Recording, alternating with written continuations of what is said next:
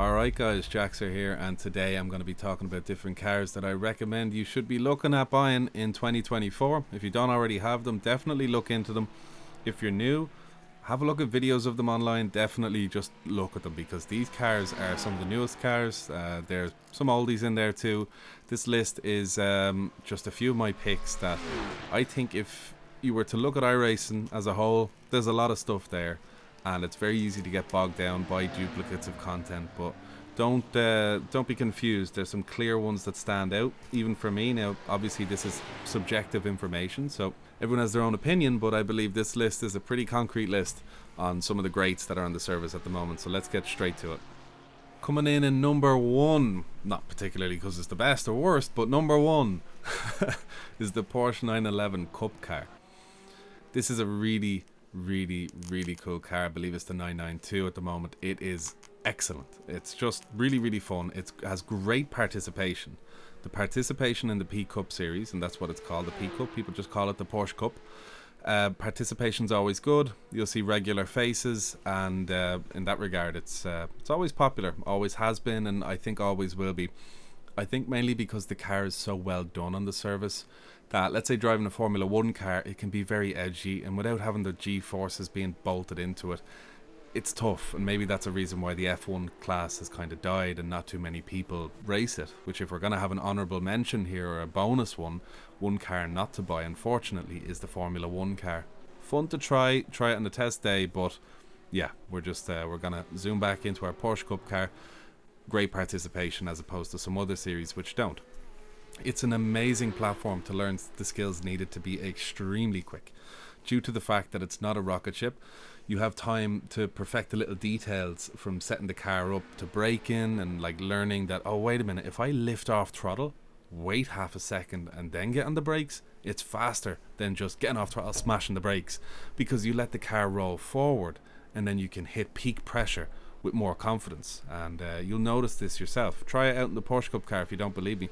Next time you're coming in a straight braking zone, lift slowly, wait a second, no throttle, let the car roll forward, and then bang, 80% brakes. It'll stick like a motherfucker. So next up is throttle application as well. It is a great car for throttle application, to learn that basically it's not just about not spinning, but in that same theory, if using too much throttle can make you spin, using a little bit too much can spin you a little bit or rotate you. So basically you can learn that in the Porsche Cup car, by giving that bit more throttle, you can rotate the car faster, turn faster, and be faster. Same goes for learning about the braking and how the balance affects the brakes. And this is just going back to this thing that it's worth mentioning that, trail braking. Trail braking is huge in this car. You can spend such a long time coming off the brakes, getting on the throttle, so trail braking will help you rotate. Then you get onto the throttle, that helps you rotate. So there's a lot going on in the mid corner with the car, and being relaxed, cool and composed is probably another benefit to this car, because being relaxed and chilled out basically guarantees you're going to go super fast. And you'll also notice in this car that when you're not relaxed, that's when mistakes happen, lockups happen, you start to overheat the tires, you make stupid mistakes, maybe even fatal mistakes. You go into the wall or you take someone out. The inverse is true. It's a great car when things go right, but because of the tough, delicate style required, you'll see some amazing crashes on lap one. Like, even in the highest splits, even when battling and piling the pressure on someone, can lead to a full-blown lockup, meaning you'll need to know if your opponent is about to lock up, because if you know you forced them into a lockup, you got to hang back, because you can't turn into someone that's locking up because they're going to take you with them. So yeah, you definitely need to have your head on a swivel, good situational awareness, and it all comes back to driving this car. It's very satisfying when things go right, and will make you a better racer. Next up now, we gave a lot of time to the Porsche 911 or the 992 Cup car because it is an OG, so we're going to move quickly through the rest ones. Super Formula Lights, they're new and they have all the great qualities of the Formula 3 car. They have all the great qualities of all the Formula cars piled into the one. It's very stable, it has a well-defined edge, has excellent participation. It does have a defined edge or limit, but it's still hard to drive quick. So, you can stay up near it, but you gotta you know, if you go over the limit, there's going to be some interesting saves you're going to have to pull off to catch the car. But it's easy to fix, you know, unlike the bigger brother or bigger sister of the car, the big Super Formula. That car can be a missile ship. And in turn one, things can get quite hairy. So one of the bonuses of this car is that turn one is a bit more predictable.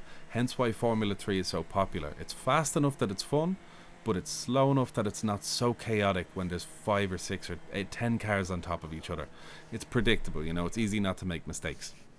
And it has an amazing blow-off valve too, so yeah, that's worth mentioning. Another great thing about the Super Formula Lights is that it has rain, it's rain ready. So you can get out there, experience the rain, and the car is just beautiful to drive in the rain. So highly recommended. This is another excellent car that should definitely be on your wish list, or buy list if you are racing iRacing in 2024. Definitely want to try out. Next on my list is the Toyota GR86. It's slow, it's handy, it's stable. But I know what you're thinking, probably slow. I don't want to drive slow. Some slow cars, or slower cars compared to, let's say, the fast Formula cars or the fast GT3 or prototype cars, make for excellent racing. You can bang doors with people, you get a 0x. There's unlike Formula racing, if you touch off a wall, you're not done. You've just lost 3 seconds. You know, it's not the end of the world. Your car's stronger. So it's definitely one to look at. It's rain ready, which is mega. That's savage. You know, I mean, the rain in the fixed races, that it has... it's ready to rock, so it has ABS traction control. You can alter them in the car while you're racing and see what settings work best for you coming into a corner and coming out of a corner. I think one of the main highlights of this car is that it's fun to drive and it's easy to drive. So it's a nice car to just get out with and then try really push the limit, because there are some unbelievably fast people in those cars, and because of how safe it is to drive, you have to try quite a lot on the rotation, on the trail braking, on the throttle application to get the car to go really fast. And there's a lot of work you can do on the setup too in the production SimLab challenge that it's called at the moment. It's a 25-minute race or 30-minute race, multi-class. It is incredible. So I would say 100% the GR86, well-deserved spot on this list. The penultimate car on this list is the Porsche 963 GTP. Prototype car, very fast, it's on rails.